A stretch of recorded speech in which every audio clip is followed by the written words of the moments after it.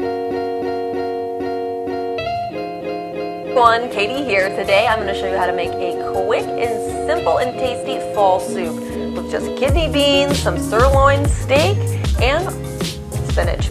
Alright, so how we're going to make this. What we're going to do is we're going to take our sirloin steak, we're going to dice it up into cubes. You can also use chicken sausage or regular sausage as well if you don't want to use steak. Perfectly fine. So we're going to just dice that up, set it to the side.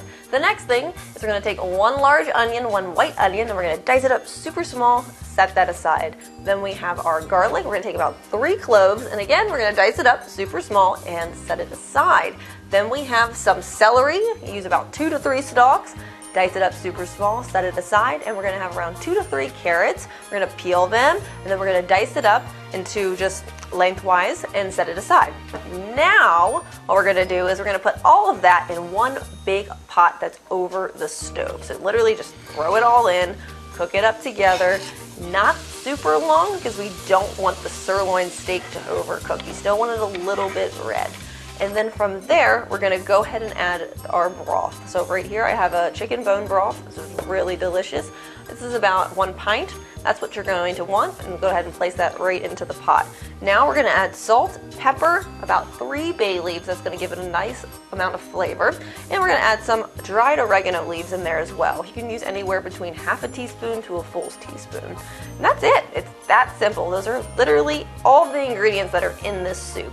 So we're going to let it cook with the lid on for about 1 hour, just so all the flavors can really fuse together. Now, if you wanted to do this in the crock pot, you could totally do that as well. So you would just make everything, place it right into the crock pot. You would not even need to brown the meat. If you do, just for a second, and throw it in the crock pot, and you would leave it on there on low for about 8 hours, and it tastes super delicious.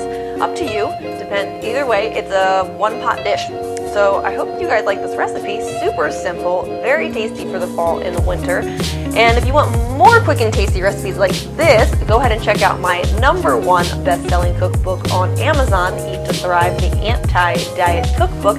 And if you would like some more help eating healthy, go ahead to katiesampaio.com. I have a free snack guide on there where you can get 20 recipes that you can make in 5 minutes or less to help with you snacking throughout the day. So with that, guys, back to you at the studio.